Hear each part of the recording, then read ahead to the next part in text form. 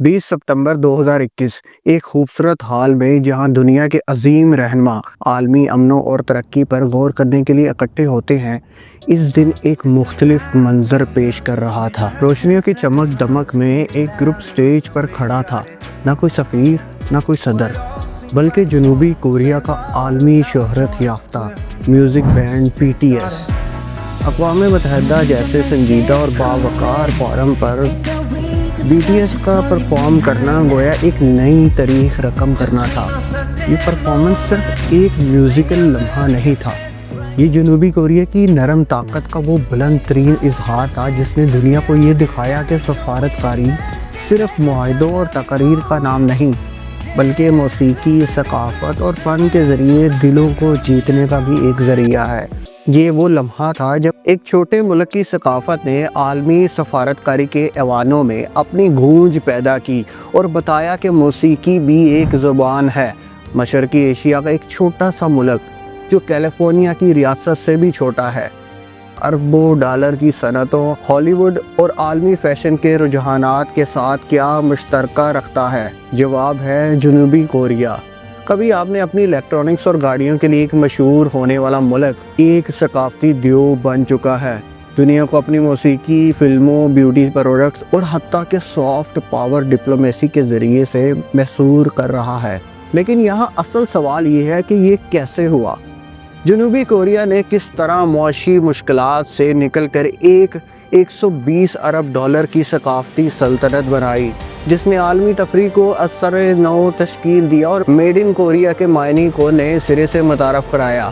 حالیہ یہاں Korean view کی کہانی جدت، حکمت عملی اور کچھ خوش قسمتی کا نتیجہ ہے۔ آج ہم گہرائی میں جائیں گے تو یہ ثقافتی سونامی کس طرح دنیا بھر میں پھیل گیا اور اس نے نہ صرف جنوبی کوریا بلکہ عالمی معیشتوں کو کیسے بدل دیا۔ آئیے شروعات سے دیکھتے ہیں۔ جنوبی کوریا کی تشکیل کا آغاز دوسری جنگ عظیم کے بعد ہوا، جب 1945 میں جاپان کی شکست کے بعد کوریا کو آزاد کیا گیا۔ اس وقت کوریا کو شمالی اور جنوبی حصوں میں تقسیم کیا گیا۔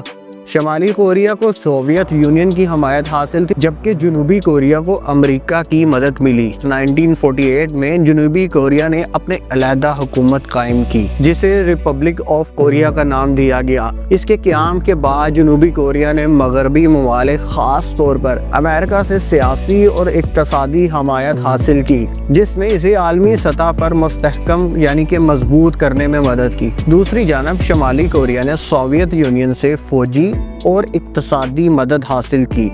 25 جون 1950 کو شمالی کوریا کی فوج نے جنوبی کوریا پر حملہ کر دیا، جس کے نتیجے میں کورین جنگ کا آغاز ہوا۔ اس جنگ میں امریکہ نے جنوبی کوریا کی بھرپور حمایت کی، جبکہ چین اور سوویت یونین نے شمالی کوریا کا ساتھ دیا۔ 1953 کے جنگ بندی معاہدے نے جزیرہ نما کو دو حصوں میں بانٹ دیا اور جنوبی کوریا کو ایک نئے راستے پر ڈال دیا۔ اس کے بعد 1961 میں جنرل پارک چونگ ہی نے اقتدار سنبھالا اور سخت فوجی حکومت قائم کی، جس میں میڈیا، فنون اور تخلیقی اظہار پر مزید پابندیاں لگا دی گئیں۔ یہاں تک کہ اخبارات، ٹی وی اور صحافیوں کو سختی سے کنٹرول کیا گیا اور کسی بھی تنقید کو بغاوت کے مترادف سمجھا جاتا تھا۔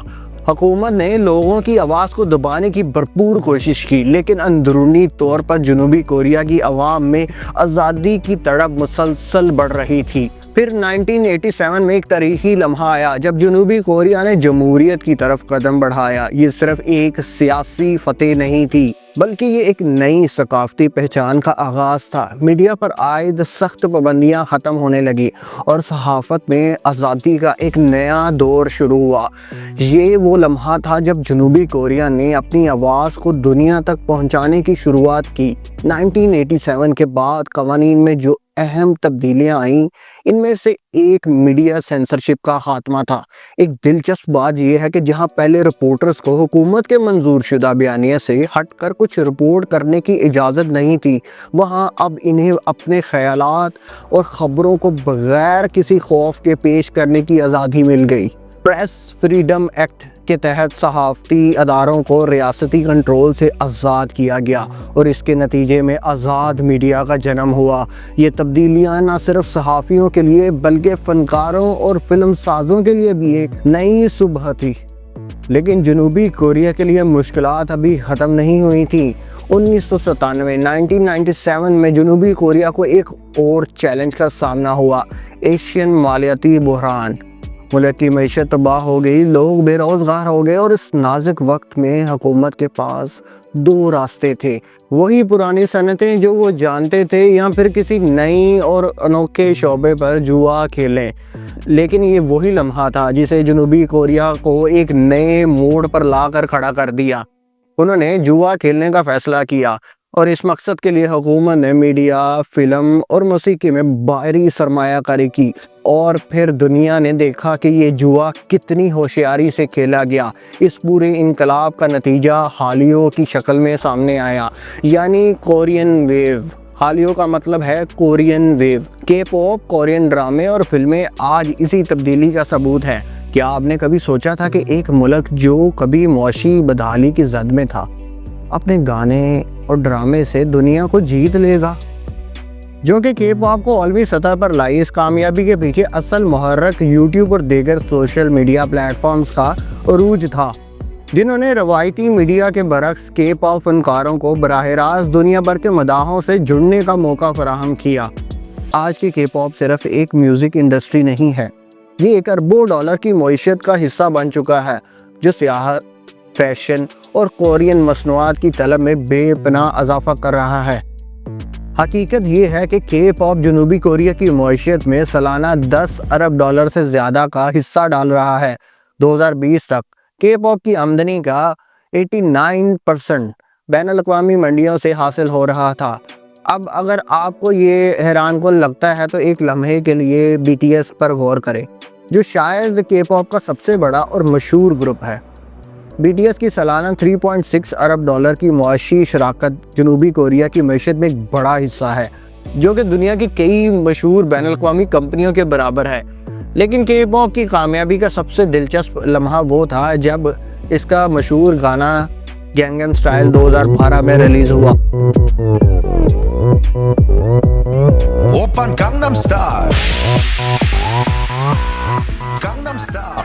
یاد رکھیں، یہ وہ گانا تھا جس نے یوٹیوب پر 1 ارب ویوز کا سنگ میل صرف 5 مہینوں میں عبور کر لیا تھا۔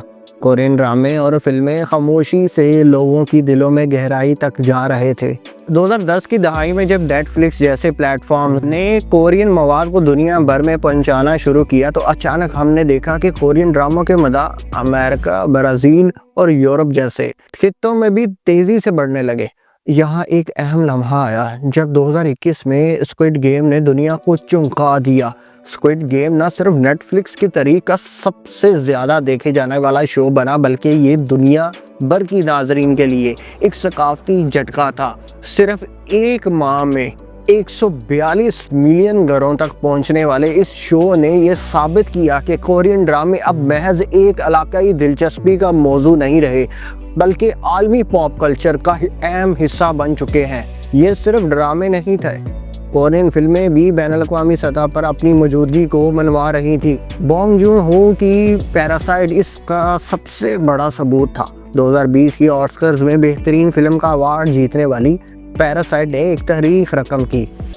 کورین سینما اب ایک عالمی طاقت ہے اور وہ یہاں رکنے کے لیے نہیں آیا۔ آج جنوبی کوریا اپنی ثقافتی برآمدات کو نرم طاقت کے طور پر، یعنی کہ سافٹ پاور کے طور پر استعمال کر رہا ہے۔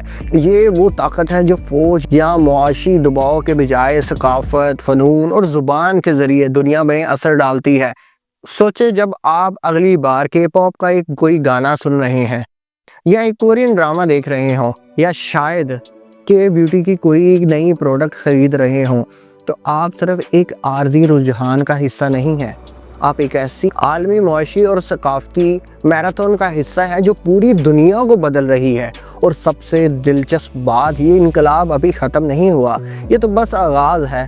کیا آپ نے کبھی سوچا تھا کہ ایک چھوٹا سا ملک جس نے کبھی اپنی بقا کے لیے جدوجہد کی تھی، آج عالمی ثقافت کا اتنا بڑا حصہ بن جائے گا۔ اگر آپ بھی کورین ڈرامے، کورین پروڈکٹ یا BTS کے فین ہیں تو ہمیں کمنٹ سیکشن میں بتائیے۔ شکریہ۔